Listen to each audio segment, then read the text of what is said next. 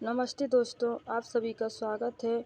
और आज हम एनसीईआरटी की बुक को 3 क्लासेस हो चुकी हैं, चौथी क्लास को स्टार्ट करने वाले हैं। अगर आपको समझ में नहीं आता है तो आप पहले 3 क्लासेस को देखिए, उसके बाद इस क्लास में आइएगा, तभी आपको अच्छे से समझ में आएगा। हम विविधता को कैसे समझें, यहाँ से स्टार्ट करते हैं आज। करीब 200 वर्ष पहले जब रेल, हवाई जहाज, बस और कार हमारे जीवन का हिस्सा नहीं थे, तब भी लोग संसार के एक भाग से दूसरे भाग की यात्रा करते थे। वे पानी के जहाज में, घोड़ों या ऊंट पर बैठकर जाते या फिर पैदल चलकर। अक्सर ये यात्राएं खेती और बसने के लिए, नई जमीन की तलाश में या फिर व्यापार के लिए की जाती थी। क्योंकि यात्रा में बहुत समय लगता था, इसलिए लोग नई जगह पर अक्सर काफ़ी लंबे समय तक ठहर जाते थे। इनके अलावा सूखे और अकाल के कारण भी कई बार लोग अपना घर बार छोड़ देते थे। उन्हें जब पेट भर खाना नहीं मिलता था तो वे कई जगह जाकर बस जाते थे। कुछ लोग काम की तलाश में और कुछ युद्ध के कारण घर छोड़ देते थे। लोग जब नई जगह में बसना शुरू करते थे तो उनके रहन सहन में थोड़ा बदलाव आ जाता था। कुछ चीज़ें वे नई जगह की अपना लेते थे और कुछ चीज़ों में वे पुरानी डर्रे पर ही चले रहते थे। इस तरह उनकी भाषा, भोजन, संगीत, धर्म आदि में नए और पुराने का मिश्रण होता रहता था। उनकी संस्कृति और नई जगह की संस्कृति में आदान प्रदान होता और धीरे धीरे एक मिश्रित यानी मिलती जुली संस्कृति उभरती। अगर अलग अलग क्षेत्रों का इतिहास देखें तो हमें पता चलेगा कि किस तरह विभिन्न सांस्कृतिक प्रभावों ने वहाँ के जीवन और संस्कृति को आकार देने में योगदान किया है। इस तरह से कई क्षेत्र अपने विशिष्ट इतिहास के कारण विविधता संपन्न हो जाते थे। ठीक इसी प्रकार लोग अलग अलग तरह की भौगोलिक स्थितियों से किस प्रकार सामंजस्य बैठाते हैं, उससे भी विविधता उत्पन्न होती है। उदाहरण के लिए समुद्र के पास रहने में और पहाड़ी इलाके में रहने में बड़ा फर्क है। न केवल वहाँ के लोगों के कपड़ों और खान पान की आदतों में फर्क होगा, बल्कि किस तरह से काम भी करेंगे वे भी अलग होंगे। शहरों में अक्सर लोग ये भूल जाते हैं कि उनका जीवन उनके भौतिक वातावरण से किस तरह गहराई से जुड़ा हुआ है। ऐसा इसलिए कि शहरों में लोग बिरले ही अपनी सब्जी या अनाज उगाते हैं। वे इन चीज़ों के लिए बाजार पर ही निर्भर रहते हैं। आइए भारत के 2 भागों लद्दाख और केरल के उदाहरण के जरिए ये समझने की कोशिश करें कि किसी क्षेत्र की विविधता पर उनके ऐतिहासिक और भौगोलिक कारकों का क्या असर पड़ता है। यहाँ पर ये पॉइंट ऑफ दिया है, इसको पढ़ेंगे हम। एटलस में भारत का नक्शा देखिए। अगर आपके पास एटलस की बुक है तो उसको खोलिए, उसमें भारत का नक्शा निकालिए। उसमें ढूंढिए कि दोनों क्षेत्र लद्दाख तथा केरल कहाँ पर हैं। इन दोनों क्षेत्रों की भौगोलिक स्थितियाँ कहाँ, वहाँ के भोजन, कपड़े और व्यवसाय पेशे को कैसे प्रभावित करती हैं, उनकी सूची बनाइए। तो चलिए सबसे पहले हम लद्दाख की बात करते हैं। तो ये आपको लद्दाख का एक डायग्राम दिख रहा है। जगह लद्दाख, जहाँ पहाड़ियाँ हैं, आपको पहाड़ी दिख रही होंगी। अब लद्दाख के बारे में पढ़ते हैं। यहाँ लिखा है लद्दाख। लद्दाख ऊंचे पहाड़ों वाला रेगिस्तानी इलाका है। जम्मू और कश्मीर के पूर्वी हिस्से में पहाड़ियों में बसा एक रेगिस्तानी इलाका है। यहाँ पर बहुत ही कम खेती संभव है क्योंकि इस क्षेत्र में बारिश बिल्कुल नहीं होती और ये इलाका हर वर्ष काफ़ी लंबे समय तक बर्फ से ढका रहता है। इस क्षेत्र में बहुत ही कम पेड़ उग पाते हैं। पीने के पानी के लिए लोग गर्मी के महीनों में पिघलने वाली बर्फ पर निर्भर रहते हैं। यहाँ के लोग एक खास किस्म की बकरी पालते हैं जिससे पश्मीना ऊन मिलता है। यह ऊन कीमती है, इसलिए पश्मीना शाल बड़ी महंगी होती है। लद्दाख के लोग बड़ी ही सावधानी से इस ऊन को इकट्ठा करके कश्मीर के व्यापारियों को बेच देते हैं। मुख्यतः कश्मीर में ही पश्मीना शालें बुनी जाती हैं।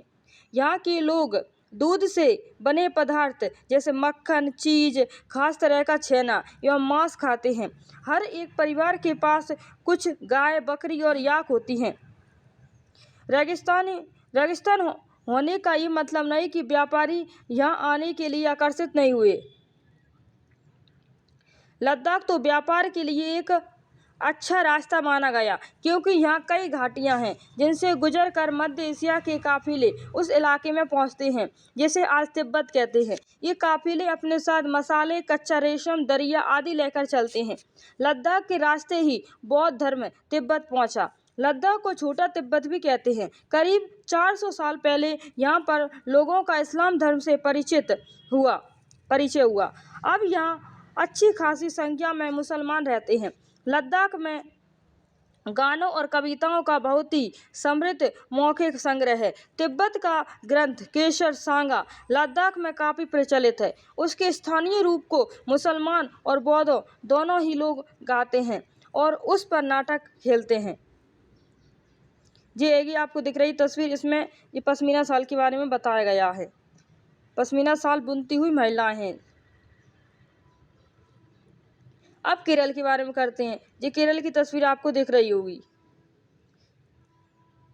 मछली पकड़ने का चीनी जाल है जी केरल में।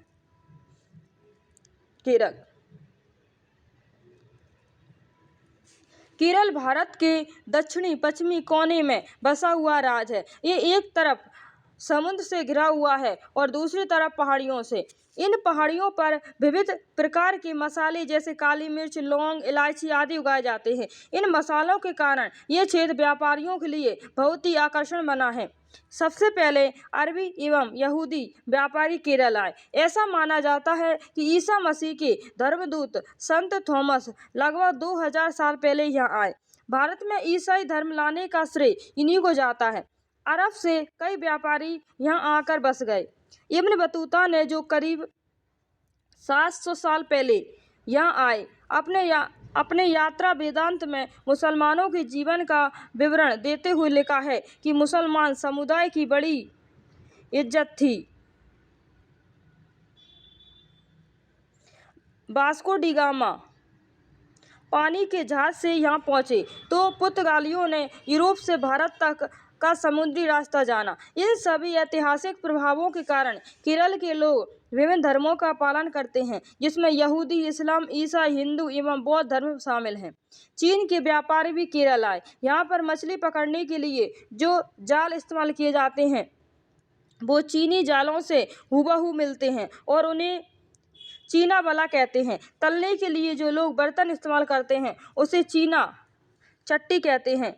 इसमें चीन शब्द इस बात की ओर इशारा करता है कि उसकी उत्पत्ति कहाँ हुई होगी। केरल की उपजाऊ जमीन और जलवायु चावल की खेती के लिए बहुत उपयुक्त है और वहाँ के अधिकतर लोग मछली, सब्जी और चावल खाते हैं। आपको ये समुद्र में नाव चलती हुई दिख रही होगी। तो क्या है, केरल में मनाए जाने वाले त्योहार ओणम है। ये क्या है, ओणम का एक विशेष आकर्षण है। नाव प्रतियोगिता होती है। कहाँ पर होती है? केरल में।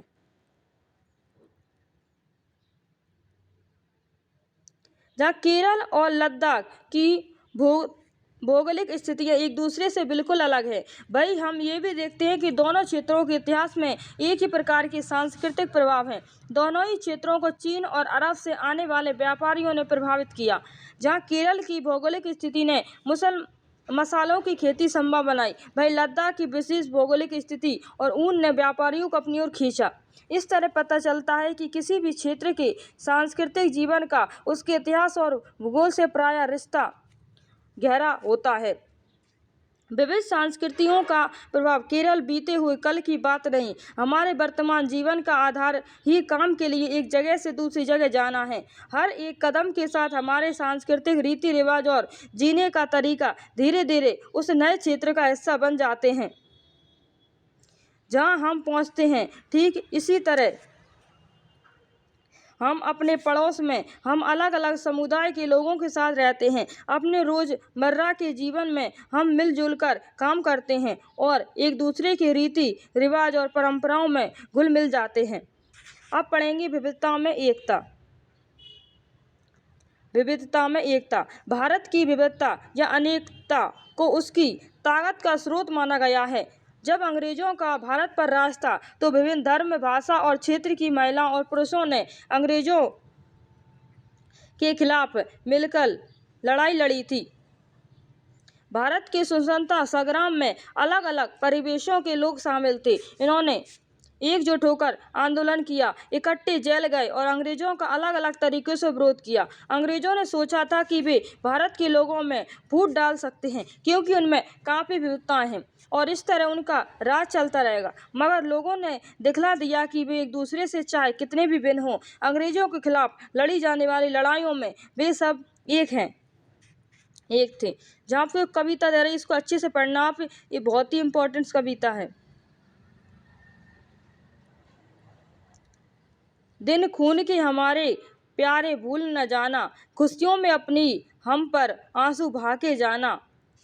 सैयद ने हमारे चुन चुन के फूल तोड़े, वीरान इस चरम में कोई गुल खिला के जाना। दिन खून के हमारे गोली खा के सोए जलियांवाला बाग में हम, सूनी पड़ी कब्र पर दिया जला के जाना। दिन खून के हमारे हिंदू और मुस्लिमों की होती है आज होली, बहते हैं एक रंग में दामन भिगो के जाना। दिन खून के हमारे कुछ जेल में पड़े, कुछ कब्र में गड़े, दो बूंद आंसू उन पर प्यारे बहा के जाना। दिन खून के प्यारे। ये कविता किसने लिखी है? भारतीय जननाट्य संघ इप्टा ने लिखी है। आपको एक तस्वीर दिख रही होगी, ये तस्वीर किसकी हैगी? स्वतंत्रता दिवस के अवसर पर भाषण देते हुए पंडित नेहरू। यह गीत अमृतसर में हुए जलियांवाला बाग हत्याकांड के बाद गाया जाता है। इस हत्याकांड में एक ब्रिटिश जनरल ने उन्हें शांति प्रिय निहत्थे लोगों पर खुलेआम गोलियां चलवा दी थीं, जो बाग में इकट्ठे होकर सभा कर रहे थे। महिला, पुरुष, हिंदू, मुसलमान एवं सिख कितने सारे लोग थे जो अंग्रेजों की पक्षपातपूर्ण नीति का विरोध करने के लिए जमा हुए थे।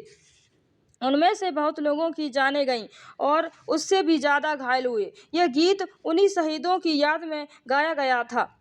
स्वतंत्रता संग्राम के दौरान उभरे गीत और भिन्न विविधता के प्रति हमारा विश्वास बनाए रखते हैं। क्या आप भारतीय झंडे की कहानी जानती हैं? स्वतंत्रता संग्राम के दौरान ही भारत के झंडे की परिकल्पना की गई थी।